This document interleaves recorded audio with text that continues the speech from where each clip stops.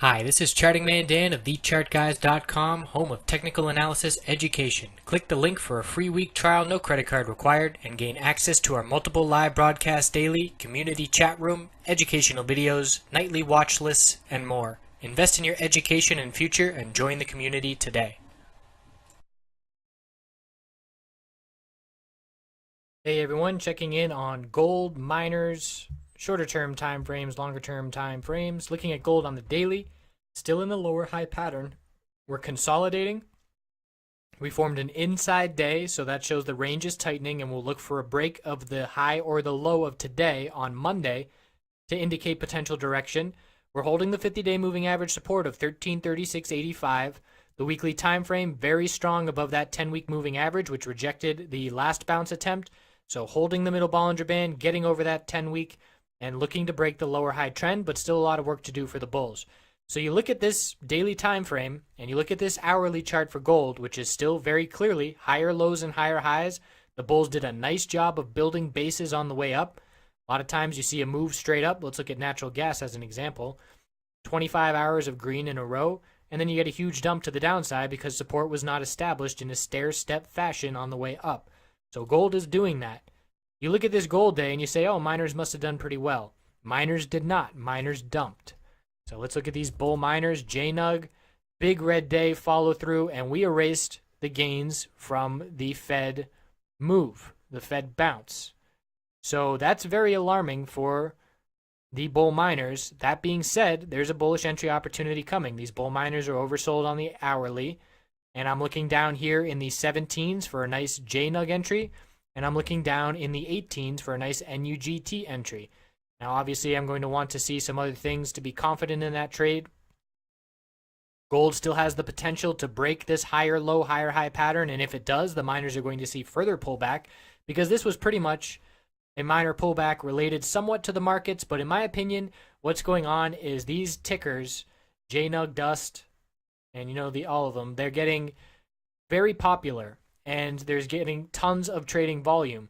So the price action due to the trading, due to millions of shares hitting the bid, hitting the ask, is disconnecting the correlation that we usually see between the market and gold. That's my opinion of what's going on.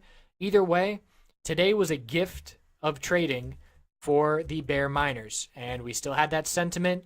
We were live here this morning and covering it. Let's look at some 5-minute charts. There's Dust heading to the upside, confirming the bullish reversal candlestick, and JDST doing the same thing. How was today such an easy trading day on these miners? Well, we look at the 5-minute chart and we see, it's indecision, not really sure here pre-market, and then we get that right before the bell, there's that bullish action, and we know, okay, the bear miners are still in control like they were yesterday. So I made that 10-minute video yesterday. Glad a lot of people watched it. Thanks for all those likes. Hope it gave some nice information, but we knew to be bearish yesterday, and we still have that feeling today once we get this start. So look where we pull back.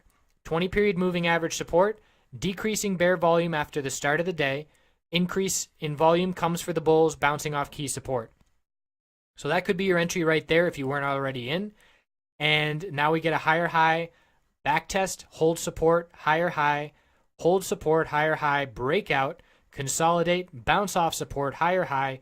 You get the idea. We didn't lose that 20-period moving average support till the end of the day. There's your signal right there to take profit and get out of the trade. And that happened at 22.68 worst case scenario. So let's say you were in here, the worst trade you could have gotten in on that bullish candlestick. You're in at 20.63 and you exit at the worst signal there. You're out at 22.68. That is essentially a 10% move, and you have no stress. You know you're exiting if this 20-period moving average support is lost, and it's not lost. So you're staying in this trade comfortably for a 10% move to the upside. Dust did the exact same thing. 20-period moving average support, holding on the way up.